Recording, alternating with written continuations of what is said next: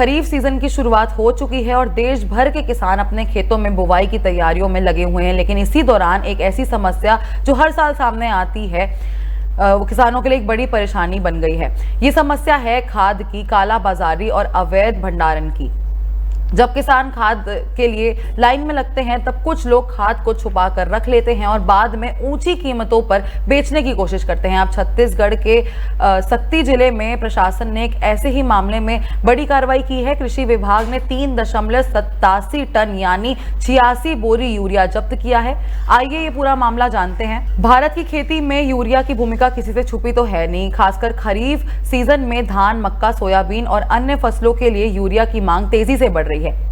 इस बढ़ती डिमांड का फायदा उठाकर कई जगह कालाबाजारी और अवैध भंडारण की शिकायतें सामने आ रही हैं। अब सक्ती जिले के ग्राम केसला में भी कुछ ऐसा ही मामला सामने आया है। कृषि विभाग को सूचना मिली कि एक निजी भवन में बड़ी मात्रा में यूरिया का भंडारण किया गया है। शिकायत मिलते ही जिला और विकास खंड स्तर की मॉनिटरिंग टीम ने छापेमारी की। जांच के दौरान अधिकारियों को 3.87 टन यानी 86 बोरी यूरिया मिला। प्रारंभिक जांच में ये यूरिया एक व्यापारी फर्म के नाम से जुड़ा हुआ पाया गया। कार्रवाई के तुरंत बाद पूरे स्टॉक को जब्त कर लिया गया और उसके विक्रय पर रोक लगा दी गई। अब इस मामले की विस्तार से जांच की जा रही है और यूरिया कंट्रोल ऑर्डर के तहत कानूनी कार्रवाई भी संभव है। लेकिन सवाल ये है कि आखिर अवैध भंडारण किसानों के लिए इतना बड़ा मुद्दा क्यों है? आइए समझते हैं। दरअसल जब खाद को छुपा कर रखा जाता है तो बाजार में खाद की कमी पैदा हो जाती है। किसान को लगता है कि खाद उपलब्ध ही नहीं है, फिर वही खाद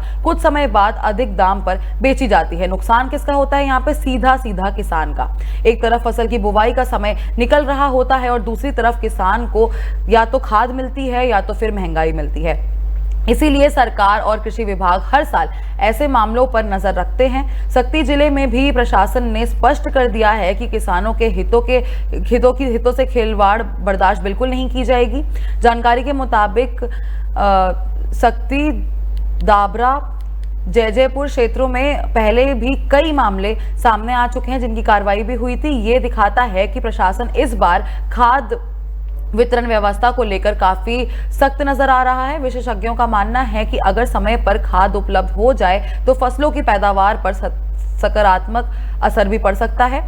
लेकिन अगर खाद की सप्लाई चेन में रुकावट आती है तो इसका प्रभाव पूरे कृषि उत्पादन पर भी पड़ सकता है। इसलिए खाद की उपलब्धता और उसका नियंत्रित वितरण बहुत महत्वपूर्ण माना जा रहा है। कृषि विभाग ने किसानों से भी अपील की है कि अगर कहीं अधिक दाम वसूलने, कालाबाजारी करने या अवैध भंडारण की जानकारी मिले तो तुरंत अधिकारियों को सूचित करें, क्योंकि कई बार किसानों की एक सूचना बड़े रैकेट का पर्दाफाश भी कर सकती है। तो सक्ती में हुई ये कार्रवाई एक स्पष्ट संदेश देती है कि खरीफ सीजन के दौरान खाद की कालाबाजारी और अवैध भंडारण पर प्रशासन की नजर बनी हुई है। सबसे बड़ा सवाल ये है कि क्या ऐसी कार्रवाई देश के अन्य जिलों में भी लगातार जारी रहेंगी और क्या इससे किसानों को समय पर सही दाम पर खाद मिल पाएगी?